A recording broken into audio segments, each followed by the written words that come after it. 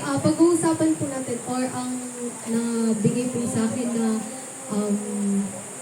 ituturo po, no, o i-share po sa inyo ay yung pangalawang wika po ng ating Panginoong Jesus na mababasa po natin sa Luke chapter 23 verse 43. Sabi po, sumugot si Jesus, sinasabi ko sa iyo, isasama kita ngayon sa paraiso. So, nag-uumpisa po yung salitang ito doon po sa senaryo na nakapako po si Jesus Christ kasama po nung dalawang magnanakaw o yung tinatawag po nating kriminal o yung mga nagkasala po sa batas nung time po na yun.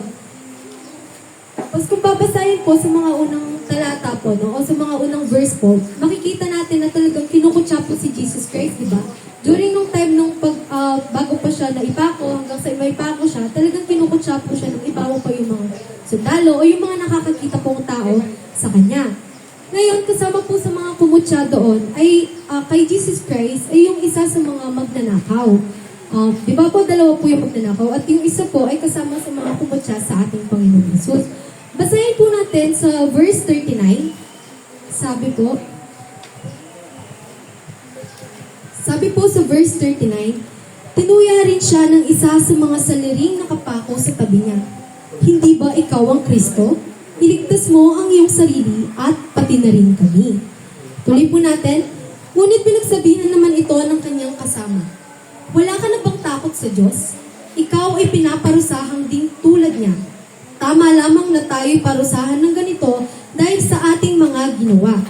Ngunit ang taong ito'y walang ginawang masama. At sinabi pa nito, Jesus, alalahanin mo ako kapag naghahari ka na.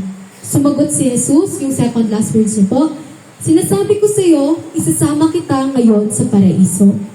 So yung mga salita pong hunika po ni Jesus Christ, hindi lang po siya parang hindi niya lang po yung sinasabi dun sa isang kriminal kundi sinasabi niya din po para sa ating lahat, diba? Na today, you shall be with me in paradise. Sabi niya, nung sinabi na today, means ngayon siya, present siya, and doon pa lang na sinabi niya, today, you shall be with me in paradise. Meaning, meron ng pangako. Nandun na po yung assurance na binigay ni Jesus Christ na makakasama natin siya doon sa paraiso. So, nakikita niyo po, meron pong dalawang criminal doon, and parang tayo lang din po yung criminal na yun, o yung mga dalawang magnanakaw na nakapako sa krus. Ano po yung pagkakapareho natin doon sa dalawang magnanakaw? Diba? Pareho po tayong nagkasala. Pareho po tayong makasalanan.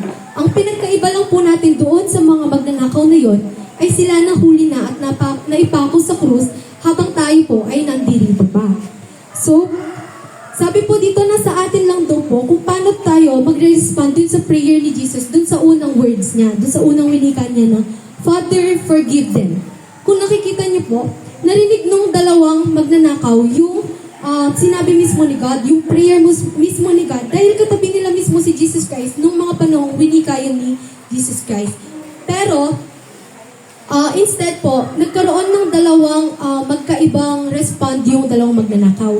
And yung isa po, pinili niya pong questionin o kutsain si Jesus Christ. Diba sabi niya po, hindi ba ikaw ang Kristo? Iligtas mo ang iyong sarili at pati na rin kami. Habang yung isa naman po, diba, iba po yung naging response niya.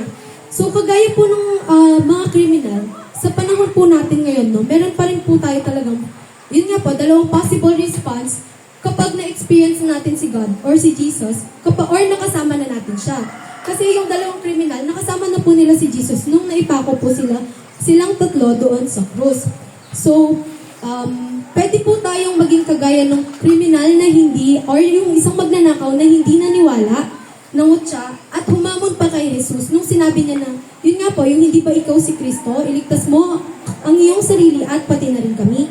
Pwedeng maging ganun po yung respond natin. At meron din naman po, pwede tayong maging kagaya ng, o mag-respond kagaya ng isang magnanakaw na, nung sumagot siya, di ba? Sabi po sa verse 40, ngunit pinagsabihan naman ito ng kanyang kasama. Wala ka na bang takot sa Diyos? Yung term pa lang po na takot sa Diyos, means in-acknowledge nila na Diyos si Jesus Christ. Ikaw ay pinarurusahang din tulad niya. Tama lamang na tayo parusahan ng ganito dahil sa ating mga ginawa, ngunit ang taong ito ay walang ginawang masama. Nakita niyo po yung pagpapakumbaba ng isang magnanakaw.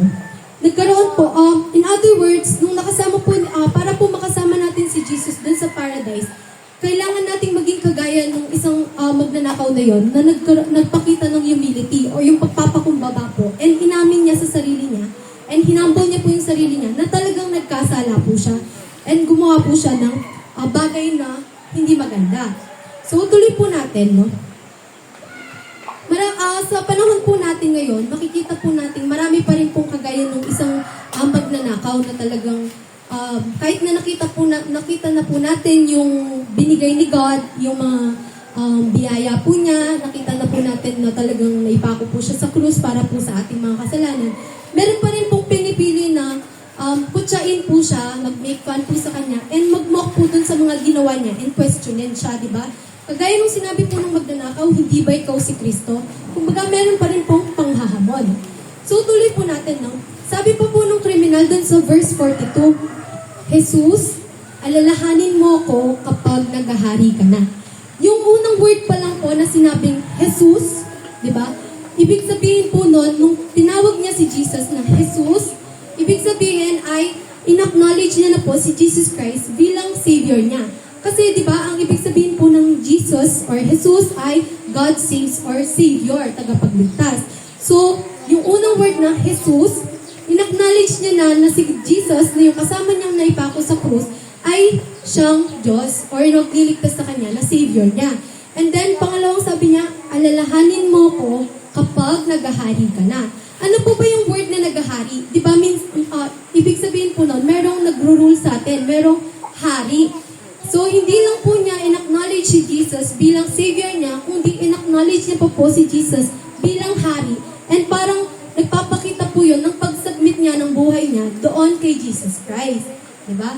So, dito pa lang po, makikita na po natin na yung salvation is about grace. Kung titignan po natin yung criminal na yun kasi, diba nakapako po siya sa krus.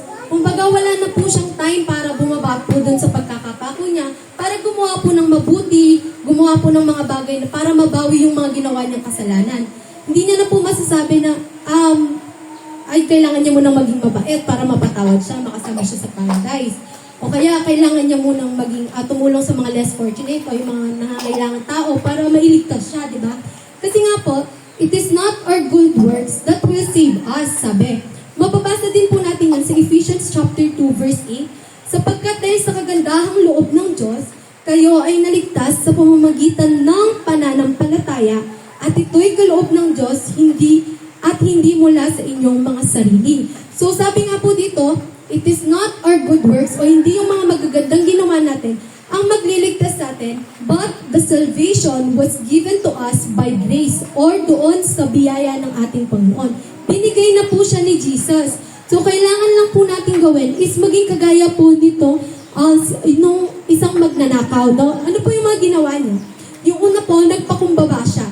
Diba? Dahil siya yung nagkasala, inamin niya sa sarili niya na nagkasala siya. Nagpakumbaba at aminin at hingin ng tawad yung pagkakasala niya. At yung last po ay manalig po tayo at magkaroon tayo ng faith or isubmit natin yung life natin kay Jesus. Acknowledge natin siya bilang Savior and King ng buhay natin para ma-receive po natin yung pangako na today, you shall be with me in paradise. Yun naman po.